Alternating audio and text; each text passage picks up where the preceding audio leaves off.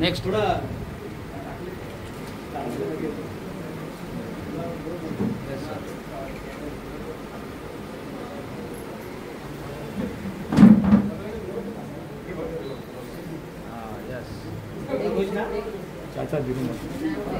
अच्छा असो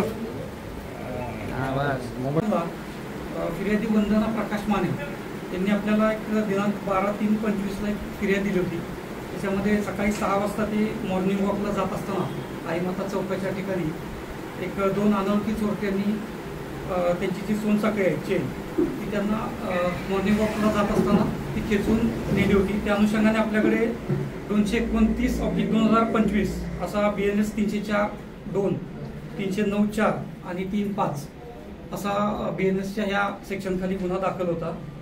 गुन्हा दाखल झाल्यापासून वरिष्ठांच्या मार्गदर्शनाखाली वरिष्ठ पोलीस निरीक्षक वर्तकनगर तसेच त्यांची तपास पथकाची टीम जी आहे PSI चिंतामण आणि त्यांची संपूर्ण टीम त्या अनुषंगाने तपास करीत होती।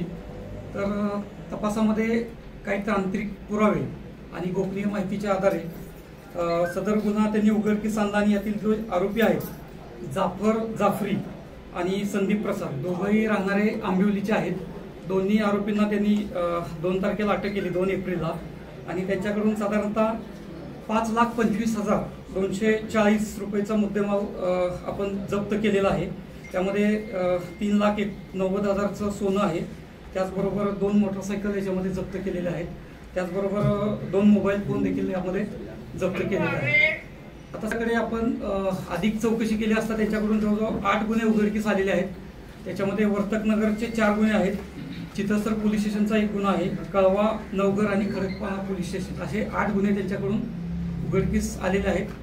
अधिक तपास त्यांच्याकडे अजून सुरू आहे। त्याच्यामध्ये टोटल 14 गुन्हे म्हणजे 8 गुन्ह्यांची त्यांनी कबुली दिलेली आहे, त्याचबरोबर याशिवाय 14 गुन्हे आणि 1 बॉडी ऑफेन्स आहे, असे जवळजवळ 15 गुन्हे त्यांच्या विरोधात दाखल असल्याचं आपल्याकडे निष्पन्न झालेलं आहे। जे मॉर्निंग वॉकला जाणारे किंवा रस्त्यावर फिरणारे जे ज्येष्ठ नागरिक असतील किंवा एकटे जाणारे आहेत तर त्यांच्यावर पाळत ठेवून त्यांची चेन स्नॅच करणं ही त्यांची मोडस होती। आरोपी इराणीच आहे, आम्हाला जाफर आहे तो, आणि याच्याशिवाय त्याचे जे आधीचे आरोपी आहेत आधीच्या गुन्ह्यातले त्यांच्याकडे आपण तपास करत आहोत। आंबिवली भागातलेच आहे सर 15-16 गुन्हे सगळं जे जुनं रेकॉर्ड आहे आरोपींचं ते सर्व रेकॉर्ड आपण वेगवेगळ्या पोलीस स्टेशन कडून कलेक्ट करत आहोत आणि जे कुठल्या कायदेशीर ज्याच्यामध्ये ते ज्या पद्धतीनं करता येईल कारवाई त्या पद्धतीने आपण ठोस त्यांच्यावर कारवाई करणार आहोत।